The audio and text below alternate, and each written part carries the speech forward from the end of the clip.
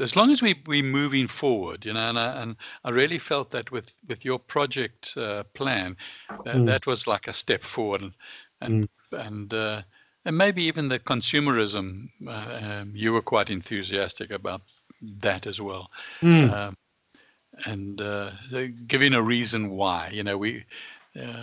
So, and I think you've been talking about it also on your project plan as well. So, and I think that's important for us to keep in mind all the time is why we want to move on, not just for the sake of moving on or something better or something more prosperous or whatever. Because I think one of the things that's really sort of struck me in the last week or so, particularly as I've sort of written the project plan, I've been thinking about things a lot, is one of the it's not so much a challenge, but one of the issues is that some of the ideas that we're talking about have for all intents and purposes been around for about 700 years.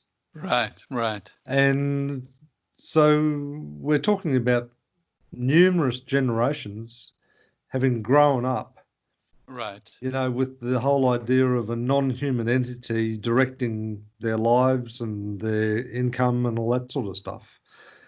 And then with the arrival of digital technology, where algorithms, deliberately sort of steer people down a path where it kills off creativity and human potential, because creativity and human potential is not something that you can predict. And because algorithms want to predict behavior and feed information to you and get you to buy in certain patterns, it's constantly sort of forcing us down a path. And as I said, I think one of the big challenges is because like corporations have been around since like 1300, and digital technology has been around now since like 1990. So for all intents and purposes, like 30 years. I think a lot of humanity are like fish swimming in the ocean. They just can't see the water. I think they just, it's all they've ever known, and to shine a light on it is like a real awakening for them. And I think that the initial reaction when you have that awakening is probably fear and uncertainty, and like you're really shaking people's worlds up a fair bit, So because the assumption or the mantra out there has always been is technology is good. Look at all this good that technology is delivering to the world and all this good that technology is delivering to humanity. And in a number of cases, that's a true statement. But there's also a bunch of occasions where it's completely false. And that's the piece that we need to shine the light on. And those mantras of ours of people matter, small is beautiful, consumerism is killing us.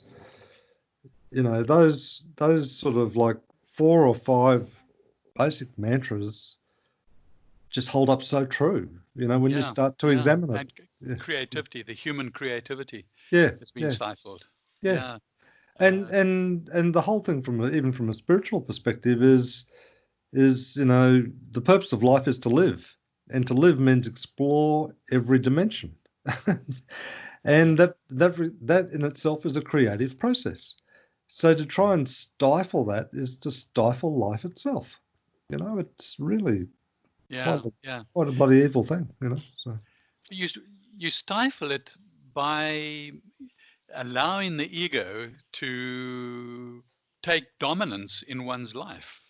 And so you start striving for all the things which are materialistic and stifling the spirituality.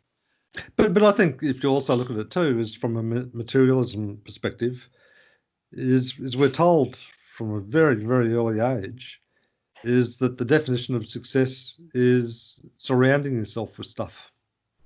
Yeah, the more you have, the more successful. Yeah, and it's bullshit. It's absolute bullshit. Yeah, shit, absolutely. But how many, what percentage of the population would it be enrolled in that? I think a big chunk of it. Probably 80-20 principle applies. You mean as big as 20%? You mean involved in the junk? or Yeah, involved in the spirituality. are enrolled in materialism. 80% of the world's Yeah. population is probably enrolled in that, So. Yeah, but even those who are poverty-stricken are enrolled in materialism. Well, that's right. They look towards the West and say they've got things beyond our dreams. They Yeah. are so successful. Yeah. Yeah. And yet at the same time, they were so freaking miserable. Yes. Yeah. And the more successful, the more other things take hold. The ego now senses power, because you now are insanely materialistic. What do you do with that ego now? Because it needs to accumulate all the time, keep building. So now it takes over manipulating people and their circumstances, and getting power over them. And I think though that this is the sort of I suppose the realization I was coming to is a lot of that stuff there. A lot of people are blind to it, and you just sort of break it down. You sort of say, okay, so you're not in a relationship. Okay, I'm miserable. Okay, so you get yourself married and you're in a relationship. Oh, I'm still miserable.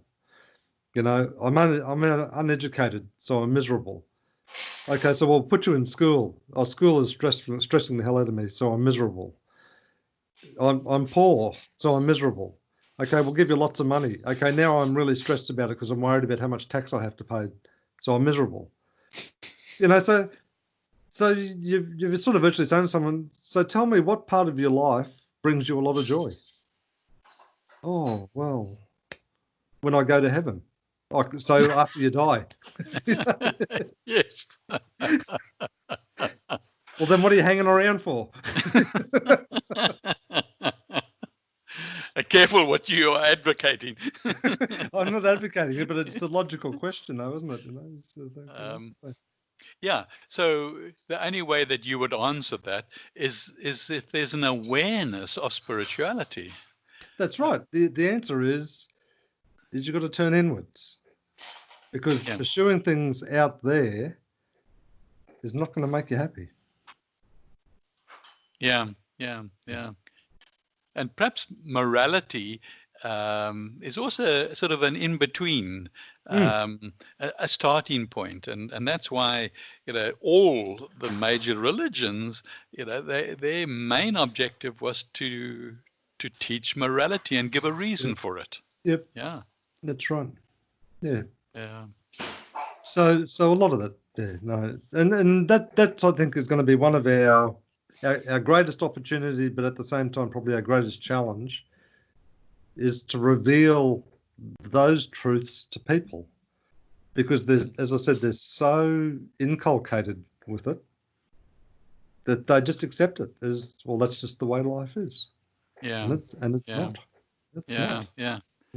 So that's what you're saying then is like, once we're onto a business program, and we're connecting with people with regards to them enrolling on this business program, is that we mustn't be shy of making people spiritually aware. Not at all. Not at all. And I think that one of the things is that lots of things that people will be maybe happy to talk about will be some of these things, like, oh, well, if it's not this, then what is it? But we've got to take it down to another layer, because we need to uncover, that the more sort of raw emotional state. And the more emotional state is that their lives have been governed by fear. They don't feel like they've got any solid ground to stand on. All their reference points are like being in quicksand. So we need to sort of get down to that level, I think, before we can start to rebuild it. So we need to dismantle it a fair bit, to get some honesty and a foundation on which to build the house that we're proposing.